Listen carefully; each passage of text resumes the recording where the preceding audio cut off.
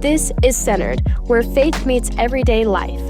Our hope is to invite you into a better story, a story where you're made new through Jesus, living with God-given purpose, and experiencing peace, joy, and freedom. Together, we'll explore what it means to keep Jesus at the center of where we live, work, and play, bringing beauty, meaning, and renewal to every part of our lives. Thank you for joining us. Here are your hosts, David and Ben.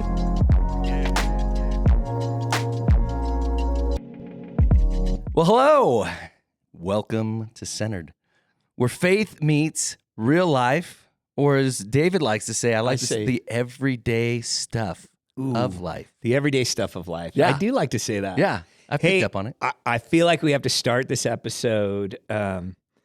When we first started, you were bragging on your mic technique. Dang it. No. You were bragging on your mic technique. This is unfair because I wanted to start the episode with an apology. Now you're calling me out. Totally. And so because you beat me to it, I look bad. Yeah, I had to start there because I knew you're going to say something, but we did have this conversation where I'm the one that's like all over the place. You're a trained vocalist and you have good mic technique. Yes. I had practiced it all out in my head too. Yeah. That I was going to start with an apology to our audience. Oh. And literally I was going to confess that I am a trained musician, singer, vocalist. Yeah.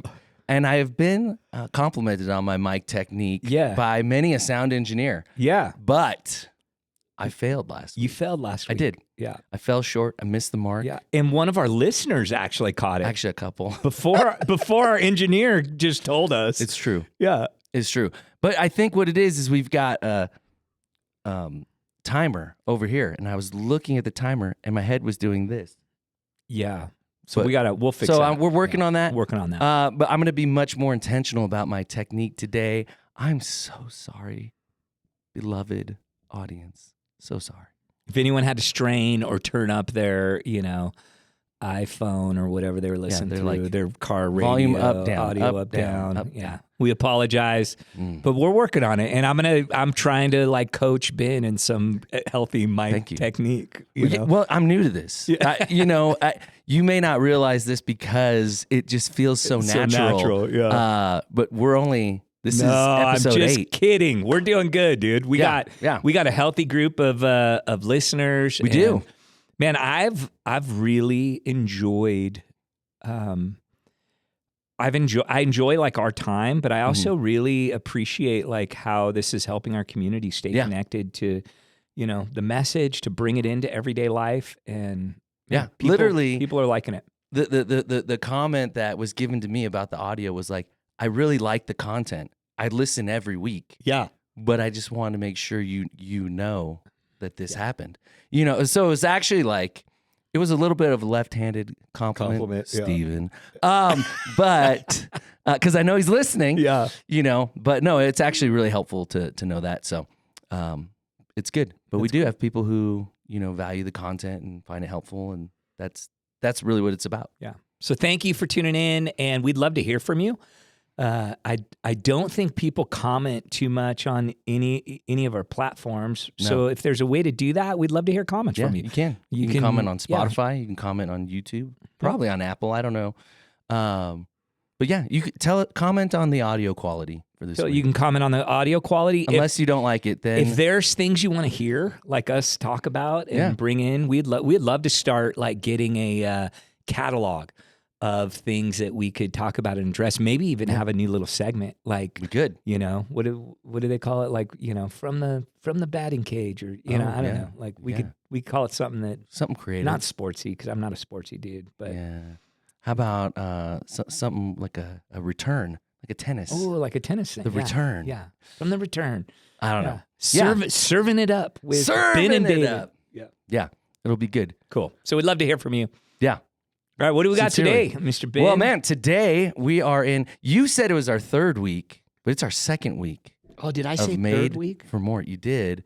And I was like, oh, he just said it wrong in the pre-service, and then he said it again in the real service. I was like, oh, I guess maybe it is our third week. Dude. And I've lost all sense of time. I'm losing time. Easter has ruined me.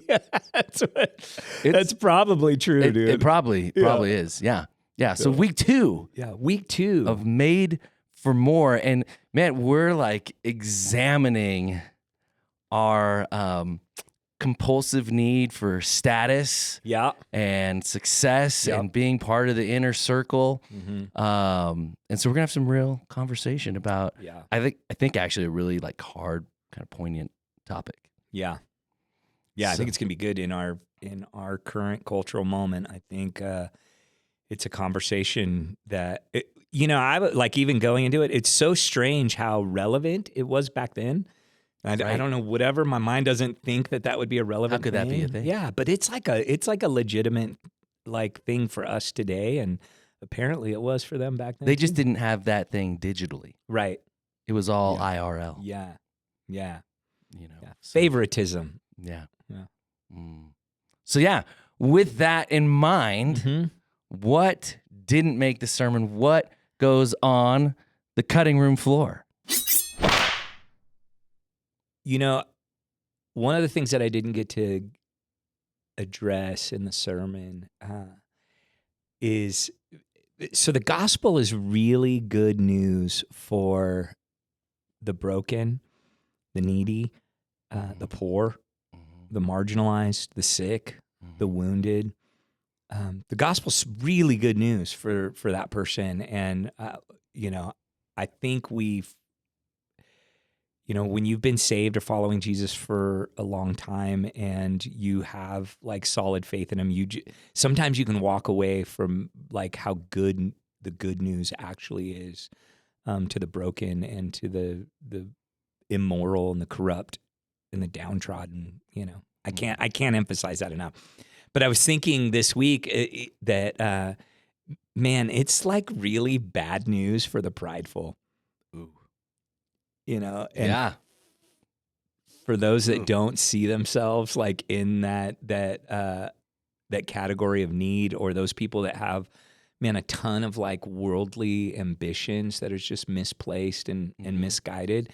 It's not good news for people like that. It's kind of rough. Yeah, it's rough news. It's in your face. It's asking you to let all of that go. It's like, it's almost like starting out by saying everything that you define as gain, you have to let go of.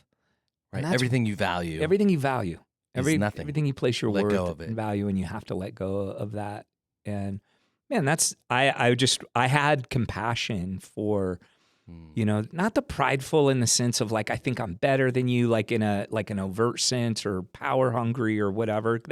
That's true too. Category. That's a different category. But just for the normal person who has put their stock in like the American dream, or a sense of security in their 401k balance, or a sense of pride in the success ladders they've climbed in life and the accomplishments that they actually have had. Yeah. The gospel asks those people to lay that stuff down. And I was just thinking, man, that's got to be incredibly hard. Yeah. It's interesting because, like I'm sure you've done this too. Like you take like preaching courses, or you watch, like videos on how to get better at your preaching. You read books, you do all this. And, one of the things I remember was Carey Nieuwhof was talking about how we often only offer the gospel to the broken. Like that's the way we present it all the time. But what do we do for the person who's sitting in the church going, that's not me. I'm not broken. I'm successful. I'm killing it. Did you see my last quarter? Like I'm crushing it. Yeah. Well, the gospel's for them too. It's a different ask. And what I thought was helpful is like, he kind of pointed towards like, yeah, you're crushing it here, but are you truly fulfilled? Yeah. Is there something missing? Is there something more? And I think like for the prideful person who is crushing it, like if the gospel is still good news for them, if they can identify that something's missing. Yeah. And if you can't, then it's hard. Yeah. It's hard for everyone. It's hard for the broken too. It's asking you to lay down whatever your brokenness is. Yeah. You know? Whatever thing you're and looking so, for. Yeah. But I think that's like the missing thing is like actually recognizing I'm still broken, even though I'm uber successful or I'm killing it. And it's kind of like, the whole, what Jesus said, it's easier for a camel to go through the eye of a needle than a rich man to enter the kingdom, because the rich man isn't broken like that. He needs for nothing. I'm doing air quotes. Air quotes. You can't see it. Yeah. Yeah. That's the idea. And I had a little piece written in there to unpack that, idea of just relating to people who are struggling to see their need for Jesus, because things aren't, we talk a lot about the broken and the marginalized and, creating space for them. But I have compassion for those, that category of people. My story's different. I was a drug addict and had real need, and I was making a mess of my life, and it was so obvious. It was so obvious. And so this weekend I was just thinking a lot about the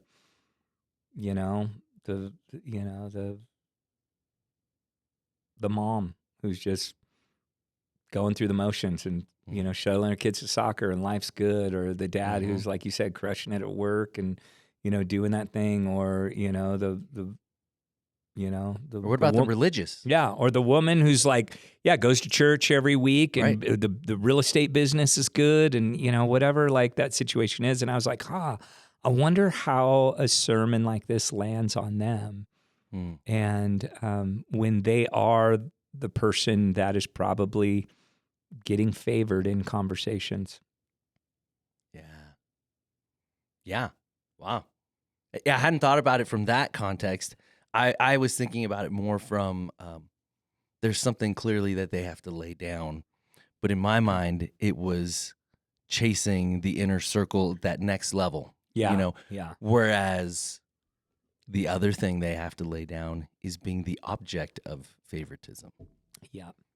Oh. Yeah. Because I addressed the next level chase, the rat race. Yeah. I addressed that in the thing. But I wasn't able to get to that point of like, oh yeah, some of you are the favored ones, and you need to go out of your way to do that. And I know, there's a lot of people who have positional authority, and man, they like the benefits that their positional authority brings. And in any organization, like I have to be aware of that.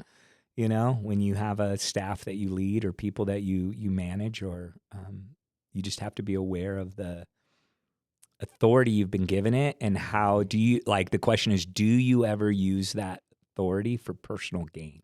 Yes. Yeah. I'm speaking for myself, not just So like one of the things, and I can't remember, I think it's like a few different things like led me to this, but I kind of feel like the American dream is autonomy. I'm not responsible to anyone else. I can do what I want to do. I get what I want to get or need, if I think I need it. And so but when you have autonomy, what you don't have is community. What you don't have is people who are willing to express to you like, is that, like, are you using your autonomy well? Are you are you actually thriving because of this? And so like in career especially, like, isn't that the goal, to just not have a boss who tells you what to do? Yeah. Like that's what so many people strive for. And then when you get there, it goes to that question, what do you do with it? What do you do with it? Yeah.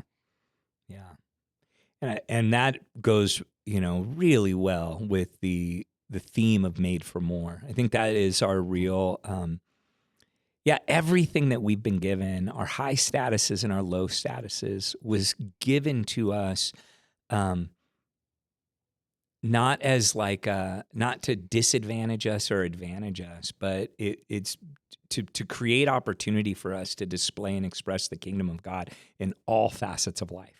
And so wherever we find ourselves, like whether we find ourselves in a disadvantage, like Paul talks about slaves, right? And it wasn't. It's not the same type of slavery that we think of, right. you know, No. and that it's culturally different, but. He talks about that, like wherever you find yourself, like whether you're a slave or a slave owner, whether you're a boss or a manager, you know, or an employee or wherever you're at, like whatever you've been given, like you have the opportunity to position yourself in a kingdom way. Mm-hmm. And like that's what good stewardship like looks at. And so whether we're looking up or looking down, like the way we do those things, like really communicates what we believe about God. And who he is and what he's up to in the world and, you know, what we think about ourselves and all of that. Oh, absolutely. Well, and I think about how many people, you know, say, well, when this happens, I'll do this. Right. Yeah. Like, you know, the classic example is, you know, tithing or being generous. Mm-hmm. You know, well, when I have more money, then I'll start to tithe or I'll start to be generous. Yeah. And the reality is overwhelmingly, you will not. It never happens. Yeah. No. Yeah. Because you've cultivated something in your heart that says this is for me. And when you have more, you consume more, you need more, you want more, and it all just like feeds this cycle as opposed to just cultivating a heart of generosity and gratitude even when you have little. Yeah. You know, I'm smiling because I did not expect you to use that like analogy. I don't know why. Like I'm getting to know you. Like I never like I would not peg you as someone who would tackle the generosity conversation. Yeah. Well, it's actually important to me, but only because like I have a personal like connection and story to it where God reshaped our lifestyle, but also like our finances through being generous. And that's cool, dude. Yeah, but probably it's a story like I learned for another day. But you. yeah, it was just like I was not. And I don't. That. And I never. I'm not the guy who's like I want to lord that over you. Right. You know, I just know like what we cultivate in our heart tends to come out, and that's true not just of generosity. That's true. Like, you know, we were talking in the green room with the worship team, and we were just talking about how as you age, whatever's in your heart comes out. Yeah. Yeah, because you're not putting on airs. You're like, I've earned the right to just be who I am. And, you know, that's kind of the mindset that happens as we move into those latter stages of life. And so I want to cultivate something good in my heart. Yeah. Because I want something good to come out when I'm, you know, 75. Yeah. I want to be the person who people see and are like, oh man, I love that guy. Yeah. No, I think that's right on. And I love the, you know, even in context, when I put what you just said in context of that passage of favoritism, dude, what we gravitate towards really, it really exposes like our hearts. And when we move from, man, the gospel's designed to move us from a place of what I can gain to what I can give. Right. And that's like honestly, that's the biggest freedom that the gospel has given me in my life is like so much of my life and my upbringing I call myself, I'm a survivalist. So I'm like a scrappy, like I've always had to survive, you know, moved out on my own since I was 15, like had my first job, you know, really, really young, always having to like make my own money. And so I'm like a scrappy survivalist. And so every environment that I walked into, in the back of my mind, it was like, how can I gain? How can I exploit? How can I use this moment? You know, whatever it takes. Yeah, whatever it takes. That was my whole life growing up. And man, I didn't realize how much of a trap or a hindrance that mindset was to me, to being like, what can I bring? What can I give? How can I build up? What can I give away? And I think I've used this before in a sermon here, maybe or not. But there was Anderson Cooper interviewed a guy who's in Europe who does, it's called mending furniture, and he takes ex-cons out of prison and teaches them how to like do furniture, and then they resell this furniture to the public, right? So, but in that, all these ex-cons would bring in kind of their like scarcity mindset, and they would like they would steal from him, and they would, I think I remember take you furniture and like sell it out the back door and stuff like that. And Anderson asked this question. He's like, "Hey, don't you get tired of people taking advantage of you?" And dude, without dropping a beat, he looks at Anderson and literally just stumped Anderson. He says, "You can't take advantage where vantage is freely given." Yeah. Where you just give save. It's impossible to take advantage of him because he's like, I'm giving myself away. I'm yours, I take it. And there's a freedom to that mindset that I never would have guessed. Like when I was in the middle of my, I gotta get mine. I gotta protect myself. I have to scrape and, carve out my own path if I'm ever going to get anywhere in this life. That's just a prison. And the freedom of generosity is crazy, dude. It's crazy. But we don't recognize it until you experience it. Yeah. Yeah. No, that's good. All right. I feel like it's time to get into just for funsies. So here's the drop. Just for funsies. All right. So this week, I told you I was going to surprise you with this. I wasn't going to let you in on it. You dropped some Gen Z vernacular maybe. into the sermon, or attempted it, right? Attempted, yeah. I think you did pretty good. Yeah. Noah said, yeah, that's good. Yeah. Okay. So. Yeah, Moses thought he brought it home, so he was like dropping the same lines at home. So. That's good. So the clout chase is real. The kingdom hits different. And mercy is the true flex. That's what you gave us. Yep. So I thought, what better, since you're trying to expand your Gen Z vocabulary, what better way than to quiz you on some Gen Z vernacular. Okay. And then we'll see how you do. I'm going to fail at this one miserably. But I thought too, this might be helpful also for parents. Totally. You might understand what your kids are saying at the dinner table now. Yeah. Okay. So, all right. So I've heard some doozies. I'm going to give you the term. Yeah. No context, but, I guess if you want, you can use it in a sentence. You can say use it in a sentence, and I'll do that. It's like a spelling bee. Yeah. All right. All right. So crash out. That's the term. Crash out. I would guess you're really tired, and you go home and you crash out.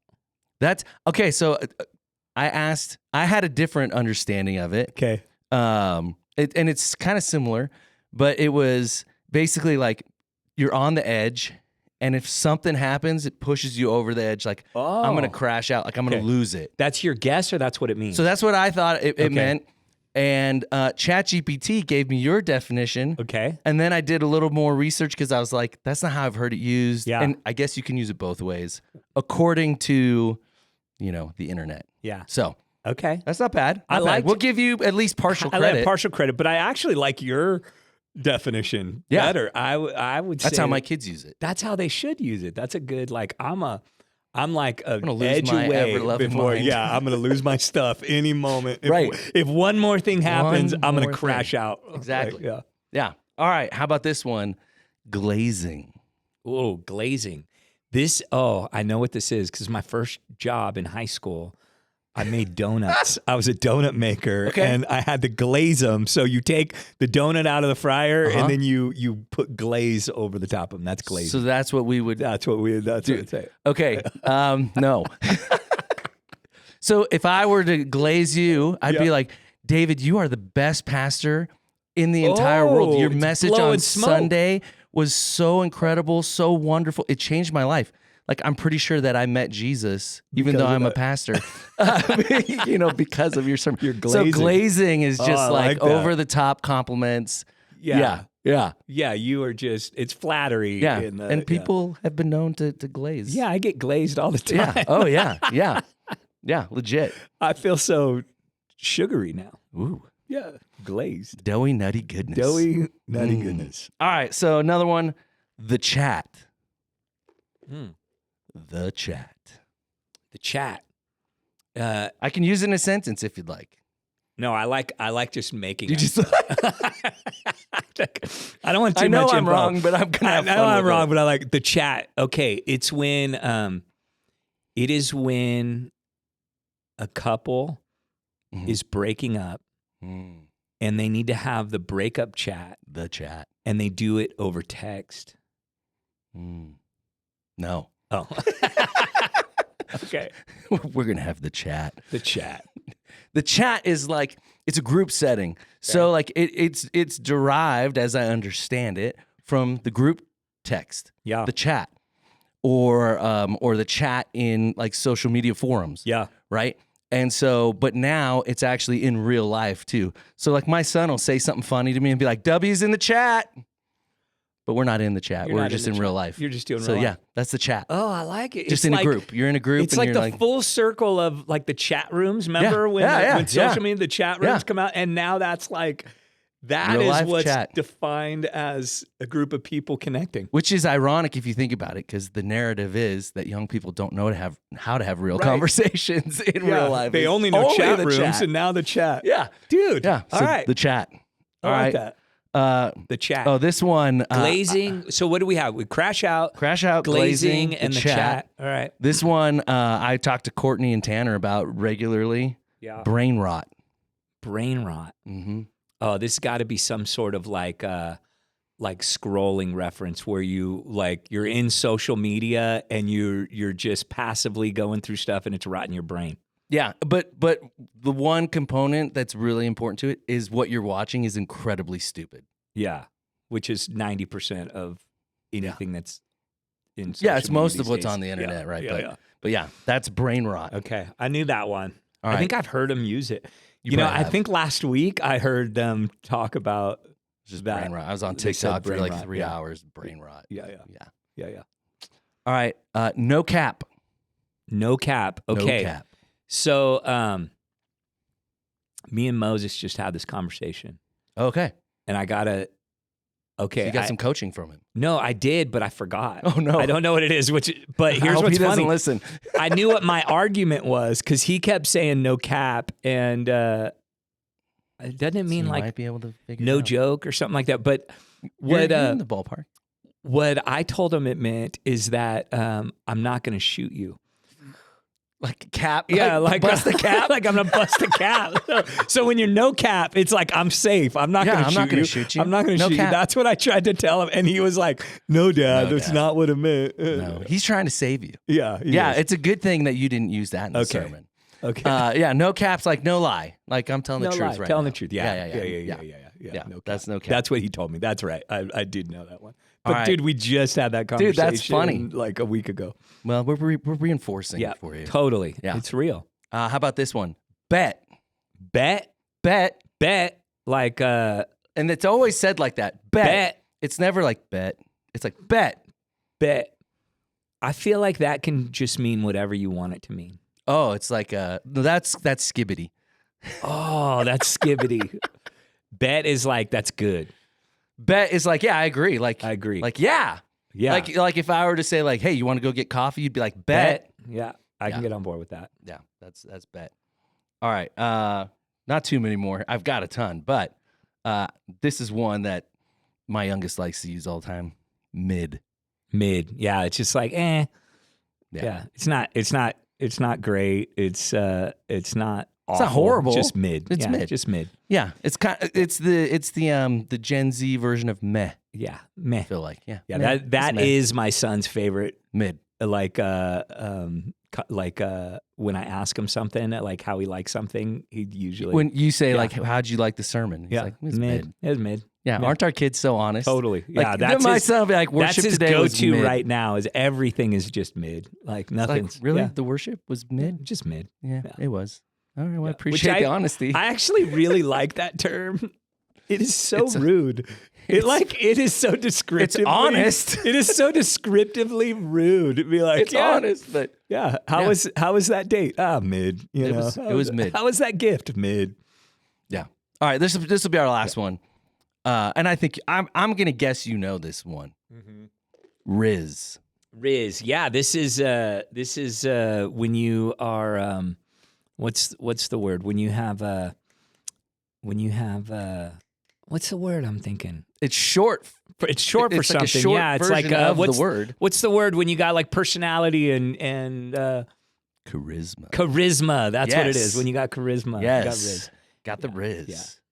Yeah. And not to be confused with Easter, he is risen. No, that's a different Riz. I like Riz. Yeah. I like Riz, and I actually like No Cap, I think. No Cap? No Cap. Yeah.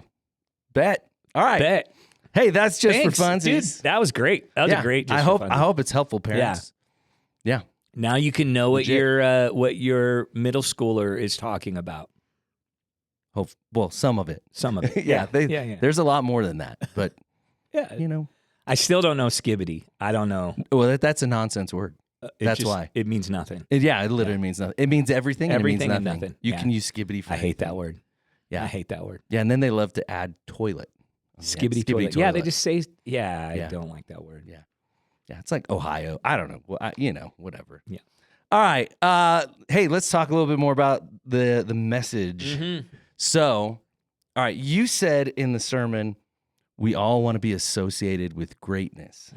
So I was thinking about this, and I was just wondering, like, okay, where does that come from? Like, is this, it was kind of couched as a bad thing. Yeah. But is it a bad thing? Or like you've talked about how a lot of times what our sin is like good desires that are met in wrong ways. Yeah.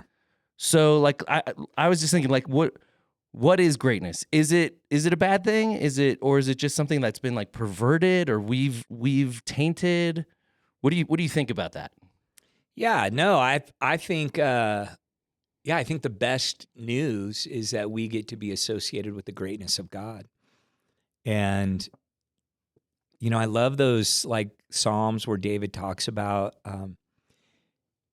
he elevates the dignity of what it means to be human, and he's like, man, who are we that that God's mindful of us? And then he's like, we were just created just a little bit lower than the angels, or it could even be translated like the gods, like type of deal. And we have all of this beautiful responsibility in the garden when God creates us, and he's like, gives us dominion. And Jesus says things like, I am giving you the keys of the kingdom. Whatever you bind on earth will be bound in heaven, and whatever you loose in heaven will be loosed on earth. And there's all of these incredibly beautiful,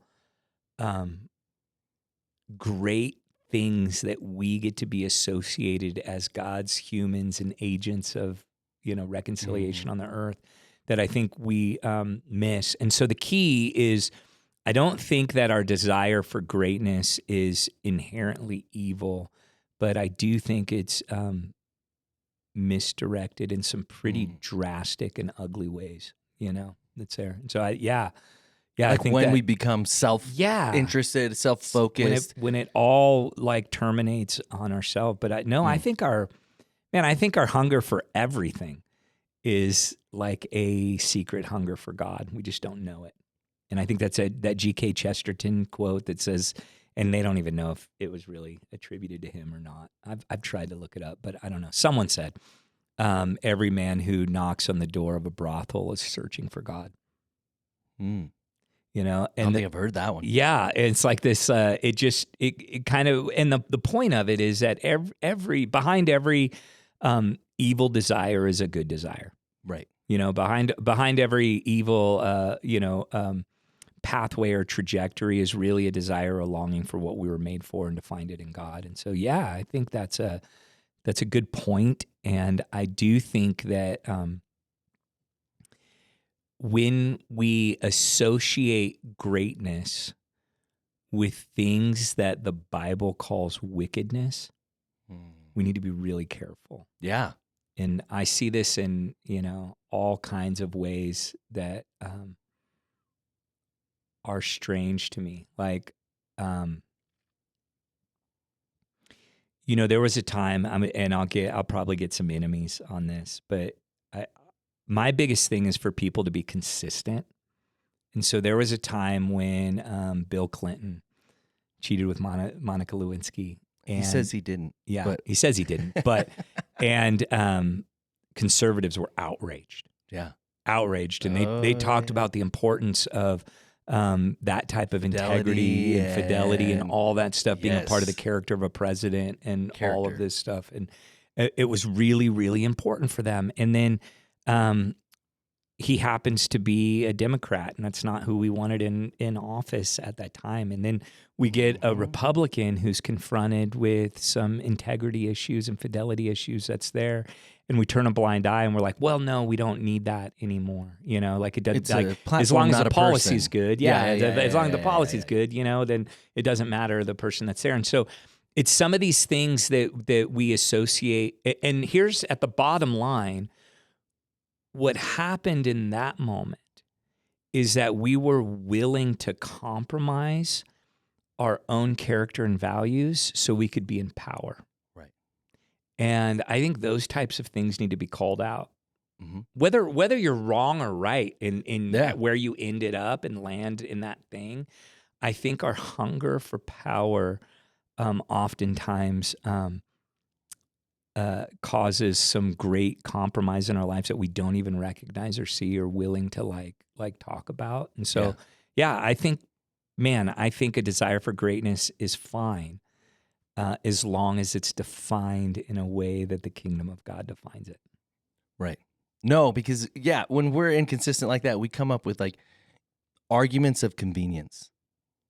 Right. Right? Like, because I'm going to make this argument because it achieves my end.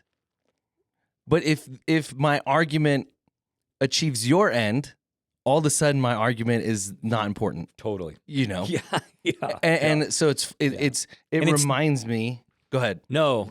I just gonna say it's that type of inconsistency that drives me nuts, and oftentimes makes people accused of being on one side or the other, and I'm not. You know what I mean? I'm not. I'm probably more on the side than like most people want me to be on. Right. But I don't like inconsistency it's favoritism in the wrong types of ways. Like politically or whatever. And if it's convenient for your position, it makes me question. So and it leads me to the C.S. Lewis quote. Yeah.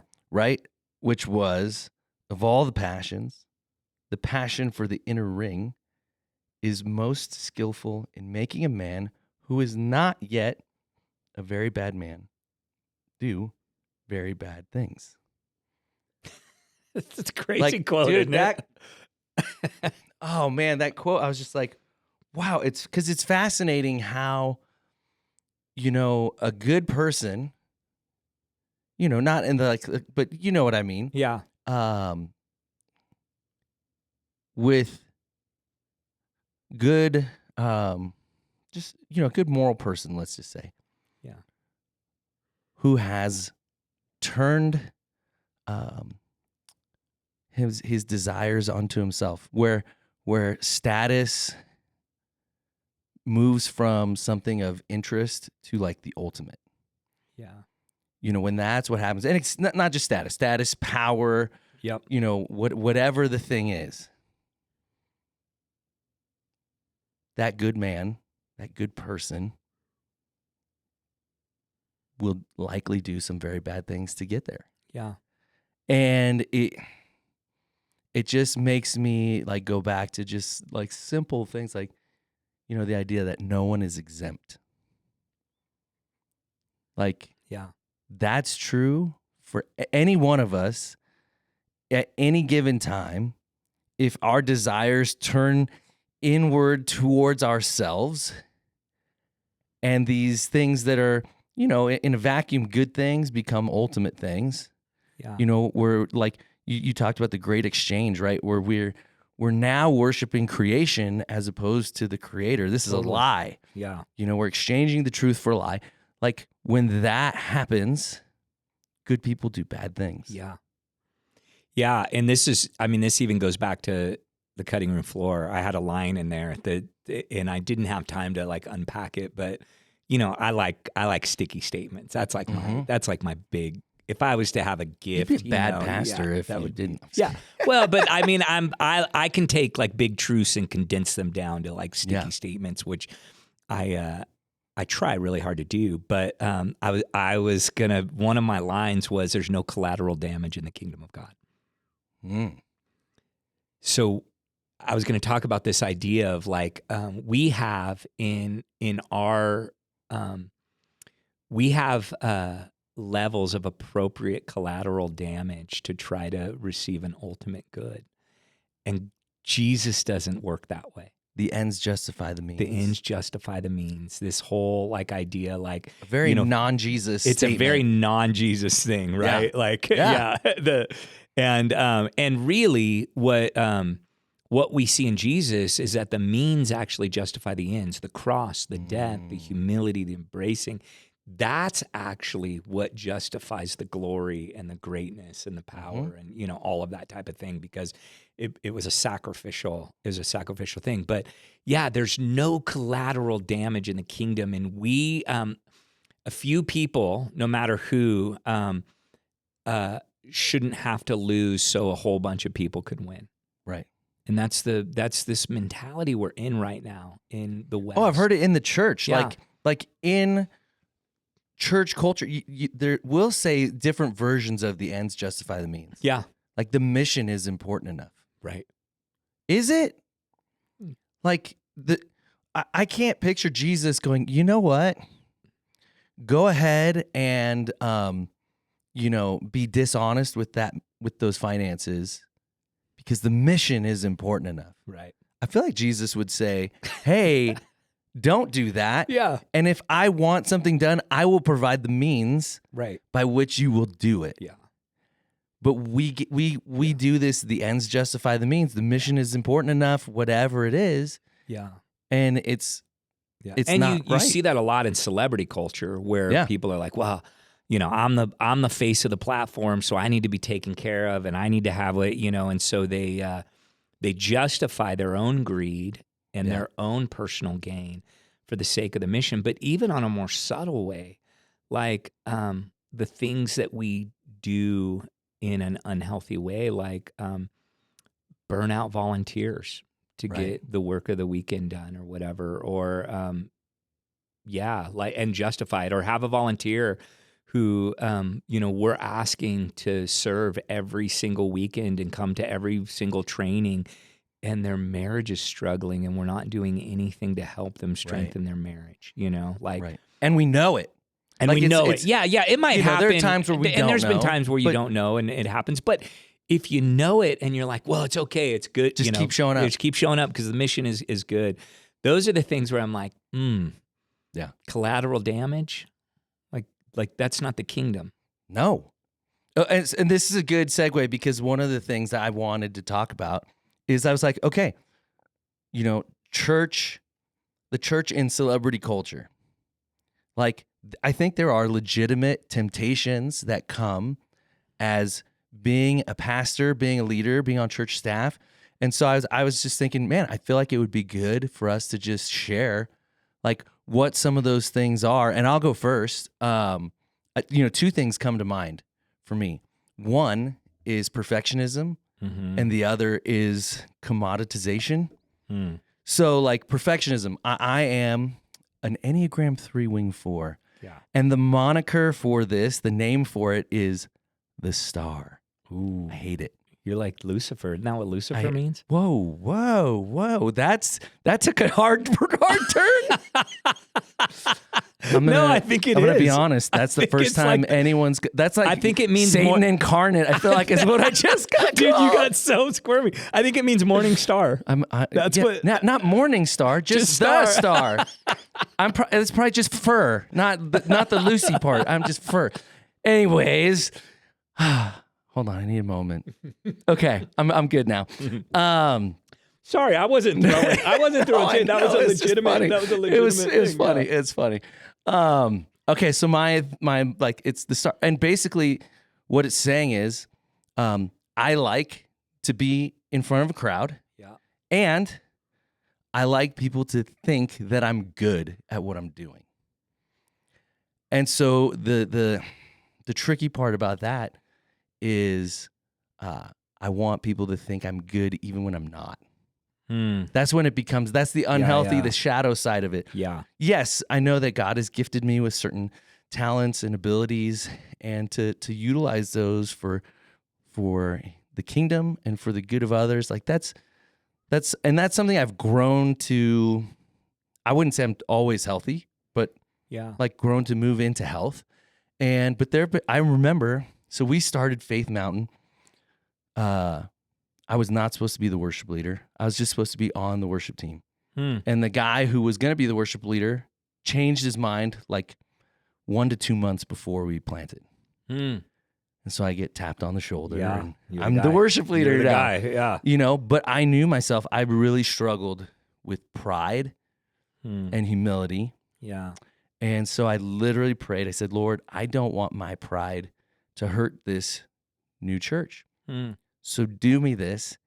I don't want any compliments from anyone. None. I don't want anyone to tell me I'm doing a good job. I don't want anyone to tell me they love the worship. Nobody did for a year. I'm not kidding. Not a single person was awful, like, dude. And I finally got to a point where I was like, God, Lord, I think I could use one. Just give me one, something. Dude, that I'm sounds struggling. Awful. But that's the struggle. So that's perfectionism. Commoditization is like, there is this temptation to commoditize people. And you cease to see people as like beautiful, created in God's image, people that I'm meant to be in community with. And there is this temptation to see people as a commodity by which we get things done. Yeah. Because the mission is important enough. Yeah. And I've been a commodity, and I've made others a commodity. Yeah. And I like grieve that I've ever done that. And so, one of my goals really is, as a leader of volunteers, is like that no one would ever feel that way. Yeah. That I would say, I value you as a person more than fill in your role. Yeah. No, that's good, dude. I don't, I think one of the things that has helped is so I started in ministry in a very large context, and it, we were a Saddleback church plant, and that was a very big thing. Did an internship there, and it was, it was easy to get caught up in that, but it was repulsive to me, and so I went the opposite direction and just led in obscurity for 15 years, small little church plants, like type of thing. And so that was helpful. And so, and I'd go and speak at these like larger churches, and I would get that like little taste of affirmation of like being able to like, I could speak to a crowd of 800 and like they liked it, and I made them laugh, and I made, you know what I mean? You didn't pray that no one would compliment you? I didn't know. That sounds awful. Don't pray. I'm a 7 on the Enneagram, and so I would never do that. Like, I need those compliments. You don't need to be a 7 for that to suck. That sounds like hell to me, dude, right there. A year of just like not, that's not good. So I'm really sensitive to it, and I'm trying to like, I think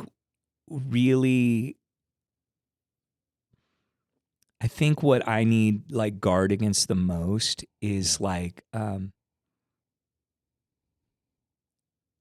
the thought I'm having is like, hey, whatever this means, and this is the stupidest thing, but like, I'm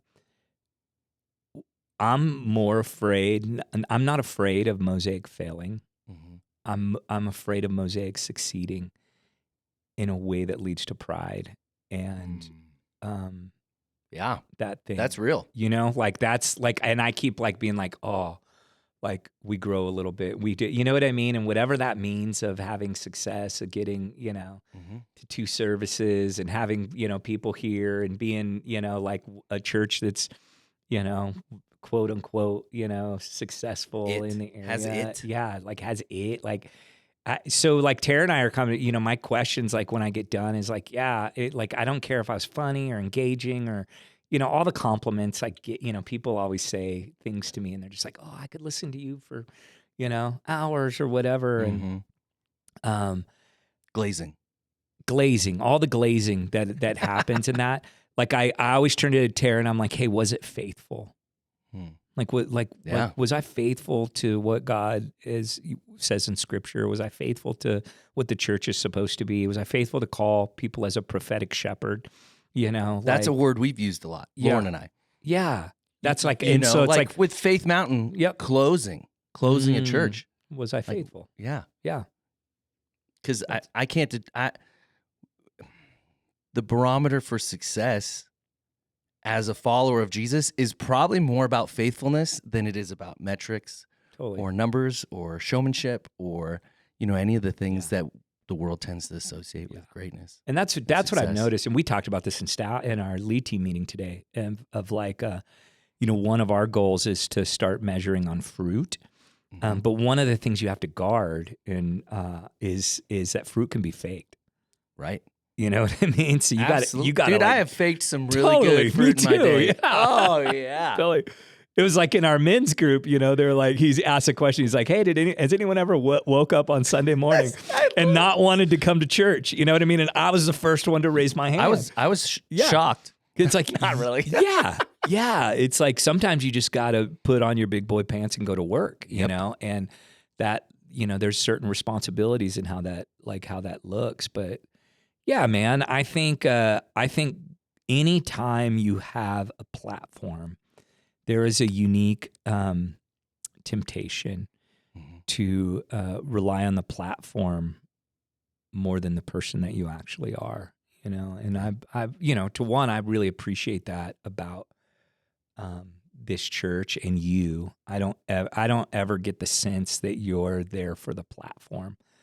I don't want to. No, and I get that sense, but we all of us have to be on guard when you have platform ministry. And so, and when your moniker's the star, totally. When your moniker's the star, where you're like, this feels good. I like this, and it does feel good. And I don't think there's anything wrong with it. Like I am so glad that God uses me and allows my gifting and the way that He created me to be used in the way that it is. And so I don't ever want to negate it. Like when people I've had to work on false humility. I've gone down that road too. Yeah. Like somebody gives you a compliment and go, oh well, about preaching. Yeah. And it's like, well, the material's so good. Yeah, or it's all God. It's all God. God, you're like, I get it. I mean, that's true, and but there's also just I've moved to just thank you. Yeah, just thank you, and that's it. Yeah, and then I got to do the work. I got to do the work. It's on me. The scene. It's on me. Like, okay, don't let that go to your head, or don't don't work for that. So that's what I gotta, because my love language is affirmation, words of affirmation. You're and so sometimes great. I can work for affirmation instead of Jesus, and preaching and doing that. And I evaluate that at the end of of a service. If there is something that David, you just said that to get a laugh. You just said that not because you're funny, but because you knew and so I try to be very careful. And listen, I intentionally craft moments of levity in sermons, especially heavy ones, intentionally. Yeah. So I'm not trying to say it's just all natural. It's a tool. I write jokes. You know what I mean? I pour myself into doing that. But it needs to have a place and a purpose in the goal of the sermon, not just my goal, It's good. Yeah. Yeah. I think that did I answer your question? No, okay. That's yeah. I mean, I guess the point being just kind of, pull the veil a little and go, we deal with this stuff too. Yeah. And maybe you're in a platform type leadership role in your workplace. Maybe you're not, but maybe you aspire to be. These are the things that we all wrestle with. Yeah, totally. And I think it's good to help. I think it's really good to help the world, people who don't go to church, recognize that some of what they see in church culture is repulsive, and it is that. You know what I mean? Yeah. And I want to be honest about that too. And that's kind of on Sunday. I was trying to get to that point of I think I said something like, the church has lost her ever-loving mind or something, something like that. Yep. Which I think in many ways is true. We've the big C church in some ways have bought in to the world's definitions of greatness, and we're feeding into it. And I want to be honest about that we see it too, and that we want to be a place that helps to bring health and remedy that, and bring attention back to the glory of God, and not human gifting. Yeah, that's good. You know what it's time for? What's it? It's time for your low-key obsession. Let him cook. It's time for David's low-key obsession. Yeah.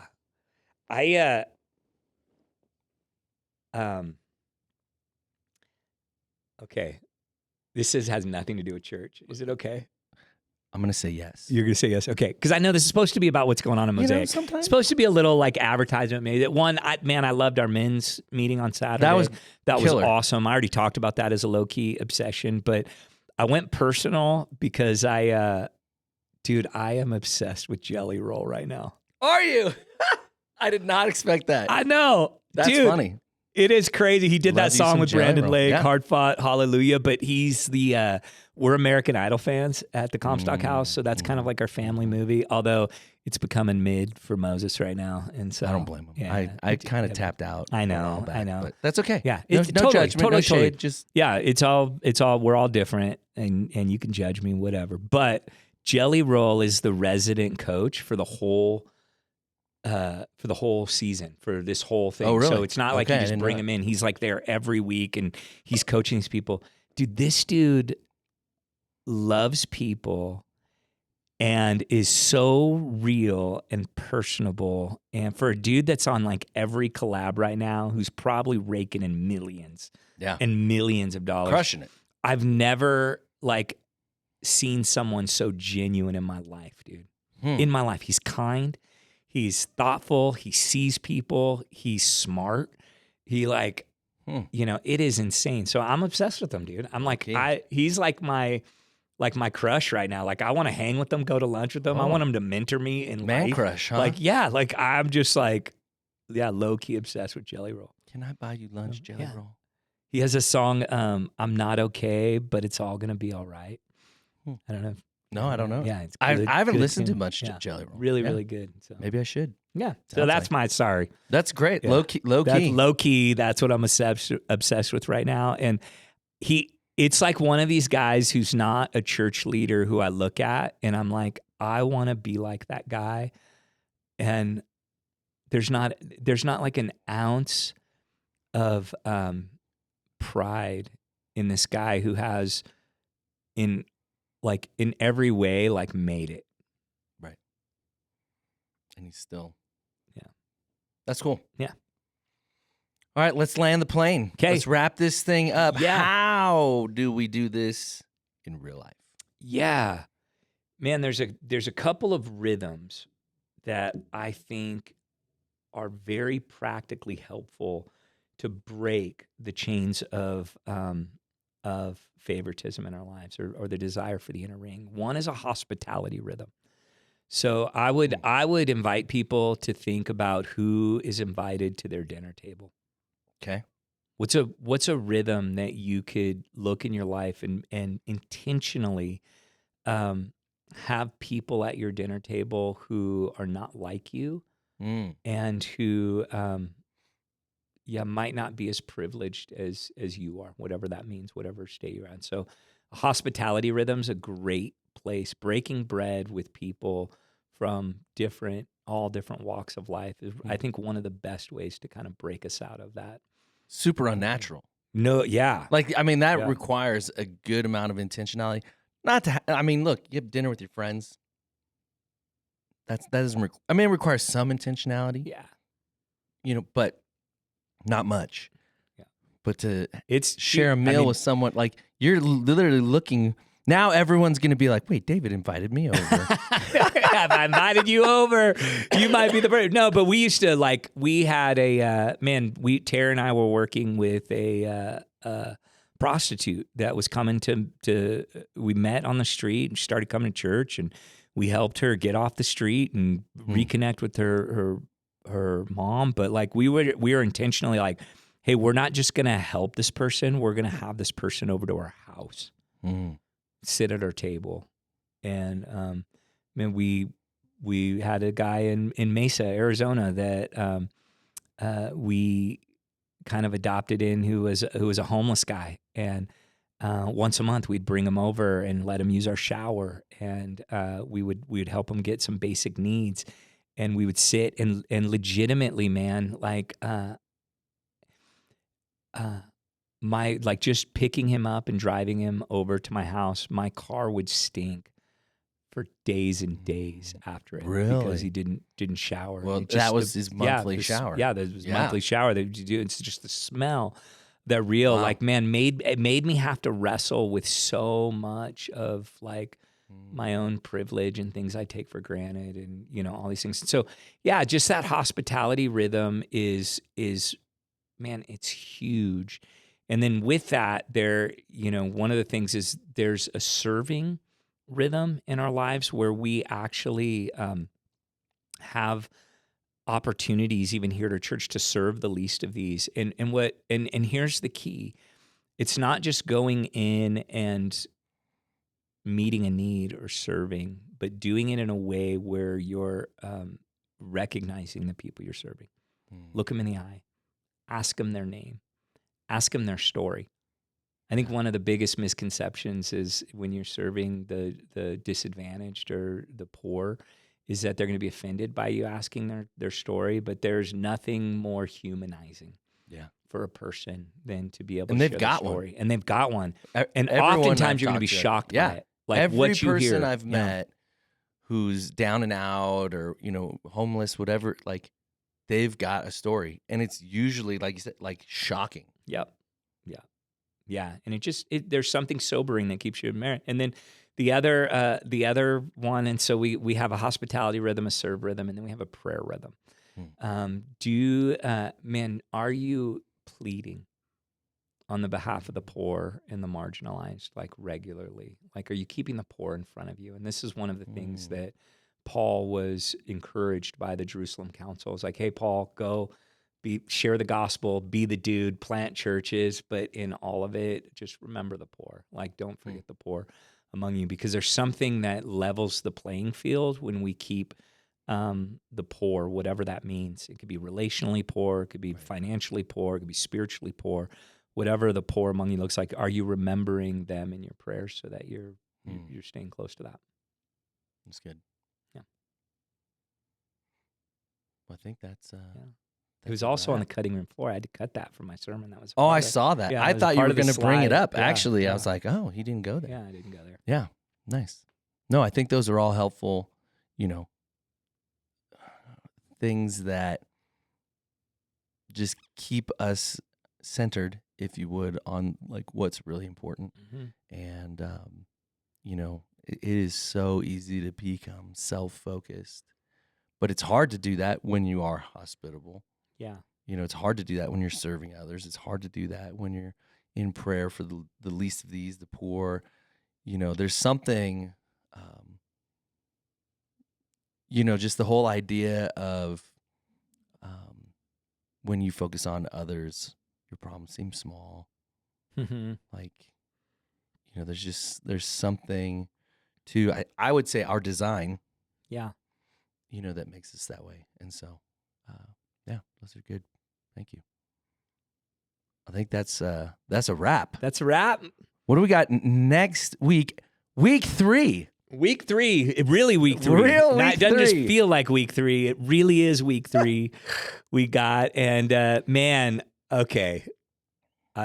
Well, Paul is preaching next week. Yeah. It's Mother's Day. Mother's Day. And he called me up and he's like, dude, I cannot preach this passage. And I was like, wow, dude, you have to. And it's about taming the tongue. Oh, I thought you were going to say like women be silent in the church. I'm like, that's not a good Mother's Day passage, man. That's not a good Mother's Day passage. Although I could speak, we'll have that conversation here on this platform for sure on my view of that passage. But Yeah, so we are talking about James chapter 3. We're talking about taming the tongue and the power of the tongue. And so I'm excited to do that. And I think there's probably not a better person to share that message with us than Paul. I think he's really good at this, and he's going to have a really cool perspective. I've seen Paul in some situations where he could just tongue lash. Yeah. I mean, and he doesn't. He has just an ability to really be just thoughtful and helpful and intentional with his words. It's gonna be great. So come on Sunday, but then next week we'll have Paul as a guest again on the podcast. So that'll be exciting. And rumor has it that we're putting together a little bonus episode that we're gonna talk about with some of our Gen Z friends about the dating culture. So this goes back to our romance series when we talk about Make Room. And so I'm excited about that too. Yeah, me too. It's going to be good. Yeah. Hey, thanks everybody. Don't forget, leave a rating, leave a review, like and subscribe, all the good stuff. I mean, really just help us share this with other people if you find it helpful. If you don't, just don't do anything. We'll cry a little. Yeah, it's all good. Yeah. Thanks. Thanks for listening to Centered. Be sure to subscribe, leave a review, and share this episode with a friend. You can listen to Centered on your favorite podcast platform or watch on YouTube. To learn more about Mosaic or connect further, visit us online at welcometomosaic.com. See you next week.